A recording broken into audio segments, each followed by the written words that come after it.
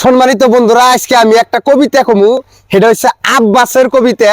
আপনারা কবিতাটা শুনবেন, যদি লাগে ভালো করে দিবেন ফলো, আর যদি খারাপ লাগে তাহলে মোটামুটি ভিডিওতে লাইকও লাগবো না, কমেন্টও লাগবো না, শেয়ারও লাগবো না। আমি কবিতাটা স্টার্ট করলাম। আপনারা শুনছেন কি জানি, কিন্তু বহুত আগে শুনছেন আর কি জানি মনেও নাই, কিন্তু কবিতাটা আমি রিকমপ্লিট কইবানি চাইতেছি। আল্লাহর নামটা স্মরণ করি, ওই যে কাগজ কলম হাতে ধরি, লিখে কিছু ভাবিয়া খুদাহায়। গত বছর এই হিস্টোরে আসে মেট্রিক পরীক্ষা, এবার আমি সবার কাছে লিখিয়া জানাইলাম দুনাহায়। আব্বাস যখন টুহুতে পড়ে, ওই যে তখন তাহার মাতা মরে, কান্দে কত আব্বাসের পিতা।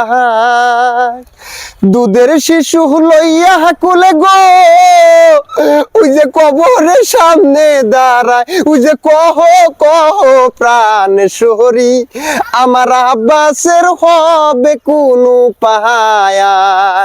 আব্বাসেরই কান্দন হতে, ওই যে পশু পক্ষী কান্দে বনে, খুদাই লইয়া ঠেকছে বিষম দায়। কে করিবে লালন পালন, কে তাহারে দুধ খাওয়ায়, ওই যে চিন্তায় জনম গেল তবু চিন্তাই বাহারি সারল না।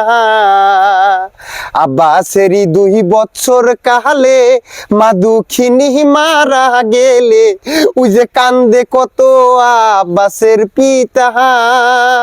ধন্যবাদ।